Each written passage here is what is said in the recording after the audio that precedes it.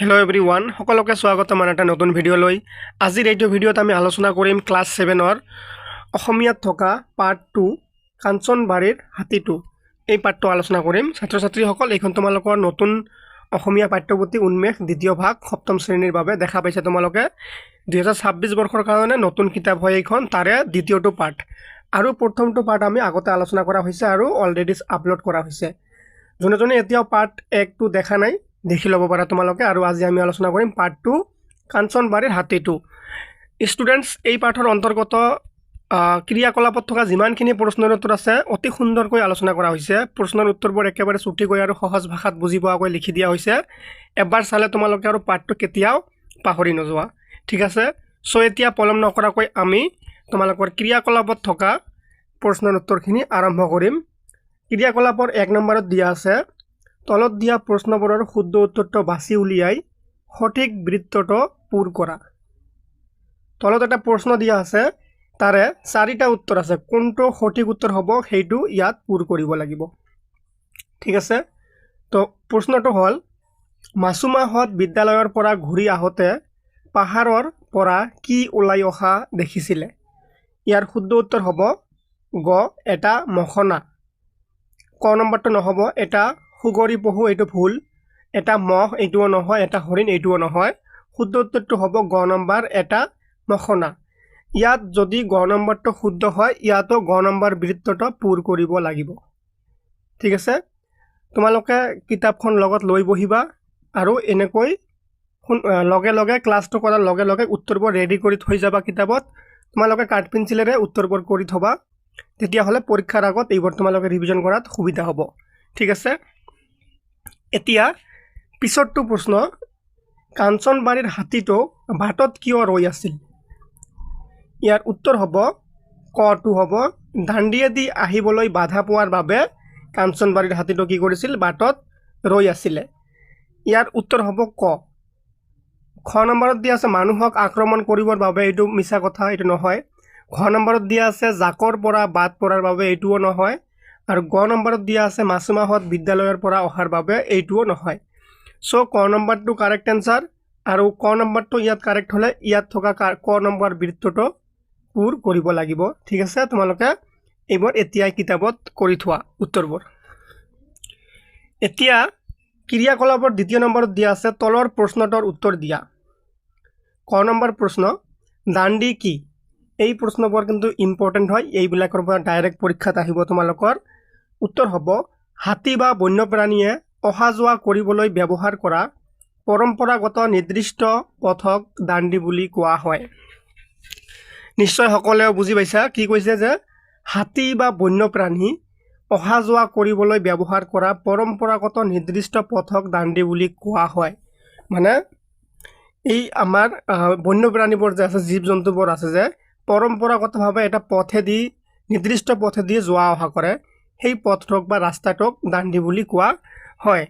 তাৰপিছত নেক্সট প্ৰশ্নত কি দিয়া আছে, খ নম্বৰ প্ৰশ্ন, কাঞ্চনবাৰী পাহাৰৰ অৰণ্যত কি কি জীৱ জন্তু থকাৰ কথা পাঠটোত উল্লেখ কৰা হৈছে? ইয়াত কৈছে যে কাঞ্চনবাৰীৰ পাহাৰত কি কি জীৱ জন্তু আছে বুলি তোমালোকৰ এই পাঠটোত উল্লেখ আছে। উত্তৰ হ'ব, পাঠটোত হাতী, হৰিণ, সুগৰি পহু, বনৰীয়া মহ, বিভিন্ন চৰাই চিৰিকটি, আৰু এই আৰু স্পেলিংটো তোমালোকে এনেকৈ কিন্তু কৰি ল'বা, ঠিক আছে? আৰু গড়ৰ পোৱালিৰ কথা উল্লেখ কৰা হৈছে, ঠিক আছে? মনত ৰাখিবা, বেছি নাই। হাতী, হৰিণ, সুগৰি পহু, বনৰীয়া মহ, বিভিন্ন চৰাই চিৰিকটি আৰু ঘৰৰ পোৱালিৰ কথা উল্লেখ কৰা আছে, ঠিক আছে? এই প্ৰশ্নটো কিন্তু ইম্পৰ্টেণ্ট আছে, পঢ়ি ল'বা তোমালোকে ভালকৈ। গ নম্বৰত দিয়া আছে, বন্যপ্ৰাণীৰ সৈতে সহাৱস্থান কৰা বুলিলে কি বুজা?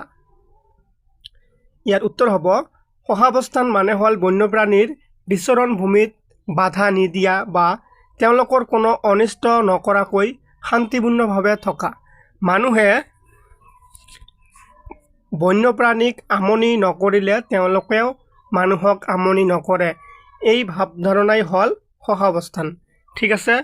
ষ্টুডেণ্টছ, তোমালোকে যদি মোৰ ক্লাছবোৰ চাই ভাল পাই আছা, তোমালোকে যদি ক্লাছবোৰ বুজি পোৱা, কমেণ্টত নিজৰ নাম আৰু ডিষ্ট্ৰিক্টটো কমেণ্ট কৰি যাবা, তেনেহ'লে মই গম পাম যে তোমালোকে মোৰ ক্লাছবোৰ বুজি পাই আছা। নহ'লে মই বেলেগকৈ হ'লেও তোমালোকক বুজাই দিয়াৰ চেষ্টা কৰিম, ঠিক আছে। আৰু যদি ৰাইমনা ক্লাছেছ ইউটিউব চেনেলটো এতিয়াও ছাবস্ক্ৰাইব কৰা নাই, ছাবস্ক্ৰাইব কৰি দিয়া, কাৰণ তোমালোকে সকলোৱে গম পোৱা যে কিতাপ পৰিৱৰ্তন হৈছে, বেছিভাগ কিতাপ পৰিৱৰ্তন হৈছে 6, 7, 8ৰ। চ' গোটেইখিনি নতুন ছাবজেক্টৰ সোনকালে ভিডিঅ' বা ক্লাছ সদায় পাই থাকিবা তোমালোকে। চ' চেনেলটো ছাবস্ক্ৰাইব কৰি দিবা। এতিয়া ঘ নম্বৰ প্ৰশ্ন, মাছুমাই হ'ব এইটো, ঠিক আছে। ইয়াত অলপ প্ৰিণ্টিং মিষ্টেক হৈছে। মাছুমাই হ'ব যে মাছুমাই কি সংকল্প লৈছিল? উত্তৰ হ'ব, মাছুমাই সংকল্প লৈছিল যে কাঞ্চনবাৰীৰ হাতীবোৰক শান্তিতে বাস কৰাৰ সুবিধা কৰি দিবলৈ তেওঁ দেউতাকে কোৱাৰ দৰে কাম কৰিব। আৰুটো তোমালোকে এনেকৈ কৰি ল'বা, এইবোৰ প্ৰিণ্টিং মিষ্টেক হৈ যায়। স্কুলৰ শিক্ষক শিক্ষয়িত্ৰীৰ পৰা বন্যপ্ৰাণী সুৰক্ষাৰ বিষয়ে জানি লৈ সজাগতা সৃষ্টি কৰিব। ঠিক আছে। এতিয়া নেক্সট প্ৰশ্ন আছে তোমালোকৰ ক্ৰিয়াকলাপৰ 3 নম্বৰ, আলোচনা কৰি লিখা। কিছুমান প্ৰশ্ন দিছে, এই প্ৰশ্নবোৰ তোমালোকে নিজে আলোচনা কৰিব লাগিব, তাৰপিছত উত্তৰ লিখিব লাগিব। কিন্তু টেনশ্যন নাই, মই তোমালোকক অলৰেডি উত্তৰ কৰি দিছোঁ। ক নম্বৰ প্ৰশ্নত কি কৈছে যে বন্যপ্ৰাণীৰ লগত হোৱা অঘটন কেনেকৈ ৰোধ কৰিব পাৰি? মানে বন্যপ্ৰাণীবোৰ বহুত অসুবিধাৰ সন্মুখীন হয় বা বহুত প্ৰব্লেম ফেচ কৰে। চ' এই প্ৰব্লেমবোৰ আমি কেনেকৈ দূৰ কৰিব পাৰি? উত্তৰ হ'ব, বন্যপ্ৰাণীৰ সৈতে হোৱা অঘটন ৰোধ কৰিবলৈ আমি তলত দিয়া পদক্ষেপসমূহ ল'ব পাৰোঁ। তলত কিছুমান পদক্ষেপ দিয়া আছে বা আমাৰ কিছুমান কৰণীয় আছে। এইবোৰ কৰিলে বন্যপ্ৰাণীৰ লগত অঘটন হোৱা প্ৰতিৰোধ হ'ব বা কমি যাব। কি কি আছে আমি চাই ল'ম। যে বন্যপ্ৰাণীৰ দাণ্ডি বা পৰম্পৰাগত যাতায়াতৰ পথৰ বাধা সৃষ্টি কৰিব নালাগে। মানে যোনটো পথেদি বন্যপ্ৰাণীবোৰে পৰম্পৰাগতভাৱে এটা নিৰ্দিষ্ট পথেদি যোৱা অহা কৰি থাকে, সেই পথত কোনো বাধা সৃষ্টি হ'ব নালাগে। সেইটো তেওঁলোকৰ পথ, মানে সেই জীৱ জন্তুসকলৰ পথ, যোৱা অহা কৰা ৰাস্তা এটা, তাত কোনো বাধা সৃষ্টি হ'ব নালাগে। তাৰপিছত কি কৰিব লাগে যে বনাঞ্চলত গছ বন কাটি তহিলং কৰা বন্ধ কৰিব লাগে, যাতে তেওঁলোকৰ বাসস্থান আৰু খাদ্যৰ নাটনি নহয়। আৰুটো ঠিক কৰি ল'বা। ঠিক আছে। আমি কি কৰিব লাগে, মানে গছ গছনিবোৰ কাটিব নালাগে। যিহেতু এই গছ গছনি, এই পাহাৰ, এই বন জংঘলে তেওঁলোকৰ বাসস্থান হয়। চ' আমি এইবোৰ কাটি ধ্বংস কৰিব নালাগে। ঠিক আছে। তাৰপিছত দিয়া আছে কি, বন্যপ্ৰাণীৰ প্ৰতি সহানুভূতিশীল হ'ব লাগে আৰু তেওঁলোকক দেখিলে জোকাব বা ভয় খুৱাব নালাগে। ঠিক আছে। তাৰপিছতটো কি কৈছে যে ৰাষ্ট্ৰীয় ঘাইপথসমূহ বন্যপ্ৰাণীৰ পৰাপাৰৰ বাবে এনিমেল কৰিডৰ সঠিক ব্যৱস্থা কৰিব লাগে আৰু যান বাহনৰ গতি নিয়ন্ত্ৰণ কৰিব লাগে। আৰু স্পেলিংটো ঠিক কৰি ল'বা, এইটো অলপ প্ৰিণ্টিং মিষ্টেক হৈ গৈছে। ঠিক আছে। নিয়ন্ত্ৰণ কৰিব লাগে, মানে কিছুমান আমাৰ নেশ্যনেল পাৰ্ক আছে। ঠিক আছে। এই নেশ্যনেল পাৰ্কৰ কি হয়, নেশ্যনেল পাৰ্কৰ মাজেদি কিছুমান হাইৱে যায়। তো এই হাইৱেদি বহুতো গাড়ী চলাচল কৰে। চ' এই জংঘলৰ মাজেদি কিছুমান বন্যপ্ৰাণী বা জীৱ জন্তু এই ৰাস্তা পাৰ হ'ব, ইয়াৰ এইফালৰ পৰা এইফালে যোৱাত কি হয়, বহুত এক্সিডেণ্ট হৈ যায়, বহুত দুৰ্ঘটনা ঘটে। চ' ইয়াত কৰিডৰ হ'ব লাগে বুলি ইয়াত কৈছে। কৰিডৰ মানে ওপৰেদি গাড়ী যাব আৰু তলেদি বন্যপ্ৰাণী যোৱা অহা কৰি থাকিব, তেতিয়াহ'লে কোনো ধৰণৰ এক্সিডেণ্ট সংঘটিত নহ'ব। এতিয়া আছে খ নম্বৰ প্ৰশ্ন, যে চৰকাৰে এনিমেল গ্ৰীণ কৰিডৰৰ ব্যৱস্থা কিয় কৰিছে? সেইটোৱে অলপ আগত যে ক'লোঁ মই, এনিমেল কৰিডৰ কি, ওপৰেদি কি যাব, যান বাহন যাব, আৰু তলেদি যেনেকুৱা বন জংঘল সেনেকুৱা চেম থাকিব, কিন্তু যোৱা অহা কৰিব পাৰিব, ওপৰেদিহে ৰাস্তা থাকিব। এতিয়া উত্তৰ হ'ল যে বনাঞ্চলৰ মাজেৰে যোৱা ৰাষ্ট্ৰীয় ঘাইপথ সমূহত বন্যপ্ৰাণীৰ প্ৰায়ে এপাৰৰ পৰা আনপাৰলৈ যোৱা অহা কৰিবলগীয়া হয়। এনেদৰে পাৰ হওঁতে দ্ৰুতবেগী যান বাহনৰ খুন্দাত বহুতো নিৰীহ প্ৰাণীৰ মৃত্যু হয়। এই দুৰ্ঘটনা ৰোধ কৰি বন্যপ্ৰাণীক সুৰক্ষিতভাৱে পাৰ হোৱাৰ সুবিধা কৰি দিবলৈকে চৰকাৰে এনিমেল গ্ৰীণ কৰিডৰৰ ব্যৱস্থা কৰিছে। মই অলপ আগতে যিখিনি বুজাই দিছোঁ সেইটোৱে হ'ল এনিমেল গ্ৰীণ কৰিডৰ। ঠিক আছে। এতিয়া আছে গ নম্বৰ প্ৰশ্ন, যে মানুহে কৰা কি কি কাৰ্যৰ দ্বাৰা বন্যপ্ৰাণী শংকিত হৈ পৰে? মানুহে কিয় এনে কাৰ্য সংঘটিত কৰে বুলি তুমি ভাবা? উত্তৰ হ'ব, মানুহে নিজৰ সুবিধাৰ বাবে পাহাৰ পৰ্বত কাটি তহিলং কৰা, বনাঞ্চল ধ্বংস কৰি বসতি স্থাপন কৰা আৰু বন্যপ্ৰাণী দাণ্ডি বা পথত বাধা দিয়া আদি কাৰ্যৰ বাবে বন্যপ্ৰাণীসমূহ শংকিত হৈ পৰে। মোৰ মতে মানুহে নিজৰ স্বাৰ্থ আৰু জনসংখ্যা বৃদ্ধিৰ বাবে ঘৰ দুৱাৰ বা খেতি পথাৰ বিস্তাৰ কৰিবলৈ গৈ প্ৰকৃতিৰ ওপৰত এনেদৰে অত্যাচাৰ কৰে, মানুহৰ মাজত সজাগতাৰ অভাৱৰ বাবেই এনে কাৰ্য সংঘটিত হয়। ঠিক আছে, এতিয়া তোমালোকৰ ক্ৰিয়াকলাপৰ 4 নম্বৰত কি দিছে দেখাচোন। যে ক নম্বৰত আছে বাওঁফালৰ শব্দৰ লগত সোঁফালৰ অৰ্থবোৰ আস্থানি মিলোৱা। ইয়াত কিছুমান শব্দ দিয়া আছে আৰু এই শব্দৰ অৰ্থবোৰ এইফালে দিয়া আছে। চ' কোনটোৰ লগত কোনটো মিলিব মই ইয়াত সুন্দৰকৈ কৰি দিছোঁ। এইটো তোমালোকে ডাইৰেক্ট কিতাপৰ পৰা উঠাই দিছোঁ যাতে তোমালোকে সোনকালে বুজি পোৱা। প্ৰথমতে কি আছে সহমৰ্মিতা। সহমৰ্মিতা হ'লে কি হ'ব দেখা পাইছা সহানুভূতি।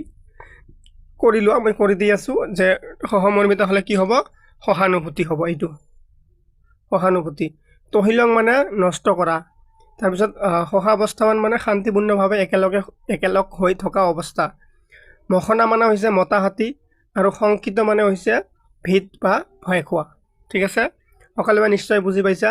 সহমৰ্মিতা মানে হৈছে সহানুভূতি, তহিলং মানে হৈছে নষ্ট কৰা কাৰ্য, সহাৱস্থান মানে হৈছে শান্তিপূৰ্ণভাৱে একেলগ হৈ থকা অৱস্থা, মখনা মানে হৈছে মতা হাতী, শংকিত মানে হৈছে ভয় বা ভীত বা ভয় খোৱা।